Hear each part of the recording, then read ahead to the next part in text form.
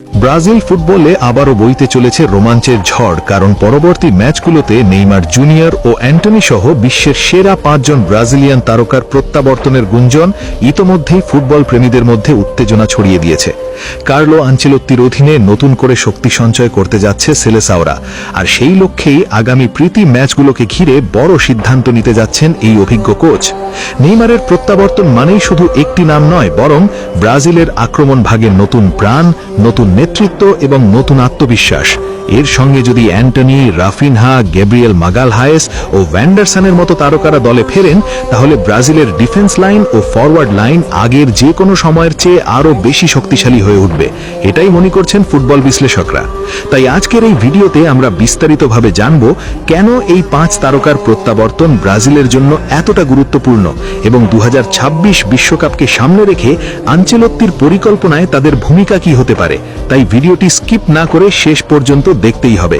ইতোমধ্যেই লাতিন আমেরিকার সব দল 2026 বিশ্বকাপ বাছাই পর্বের ম্যাচ শেষ করেছে এবং ব্রাজিলেরও আর কোনো বাছাই ম্যাচ বাকি নেই। এর মধ্যেই সম্প্রতি অনুষ্ঠিত হয়ে গেছে 2026 বিশ্বকাপের ড্র, যা বিশ্বকাপের উত্তেজনাকে আরও বাড়িয়ে দিয়েছে। এই পরিস্থিতিতে ব্রাজিল ফুটবল কনফেডারেশন অর্থাৎ সিবিএফ আনচেলোত্তির পরামর্শ অনুযায়ী আগামী মার্চ মাসে দুটি হাই ভোল্টেজ প্রীতি ম্যাচ আয়োজন করেছে, যেখানে ব্রাজিল মুখোমুখি হবে ইউরোপের দুই শক্তিশালী দল ফ্রান্স ও ক্রোয়েশিয়ার।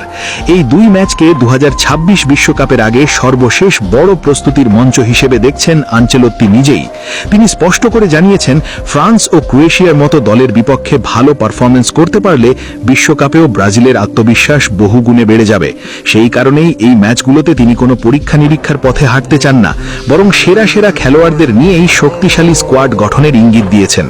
ব্রাজিলের বিভিন্ন শীর্ষস্থানীয় সংবাদ মাধ্যমের দাবি অনুযায়ী এই দুই প্রীতি ম্যাচের স্কোয়াডে ফিরতে পারেন 5 জন বিশ্ব সেরা তারকা। তালিকার একটি গুরুত্বপূর্ণ নাম রাফিনহা ডিয়াজ, যিনি ইনজুরি কাটিয়ে বার্সেলোনার জার্সিতে দুর্দান্ত পারফরমেন্স করছেন এবং তার গতি ও ক্রিয়েটিভিটি ব্রাজিলের আক্রমণে নতুন মাত্রা যোগ করতে পারে।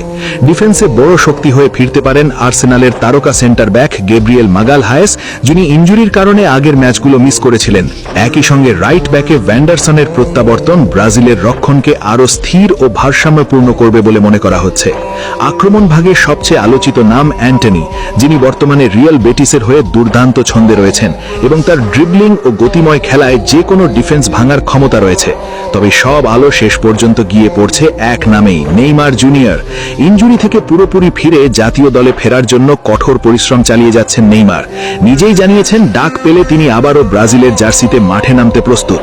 ব্রাজিলিয়ান মিডিয়ার মতে যদি নেইমার শতভাগ ফিট থাকেন, তাহলে আনচেলোত্তির স্কোয়াডে তার থাকা প্রায় নিশ্চিত। এখন প্রশ্ন একটাই, এই 5 তারকার প্রত্যাবর্তন কি ব্রাজিলকে আবারও বিশ্বকাপের সবচেয়ে ভয়ঙ্কর দলে পরিণত করবে? আপনার মতামত কি? আর আপনি ব্রাজিলের পরবর্তী ফ্রেন্ডলি ম্যাচে আর কাদের দেখতে চান? কমেন্টে অবশ্যই জানাবেন। আর যদি আপনি নেইমার ও ব্রাজিলের একজন সত্যিকারের ভক্ত হয়ে থাকেন এবং এমন সব এক্সক্লুসিভ আপডেট সবার আগে পেতে চান, তাহলে এখনই আমাদের চ্যানেলটি সাবস্ক্রাইব করে সঙ্গে থাকুন।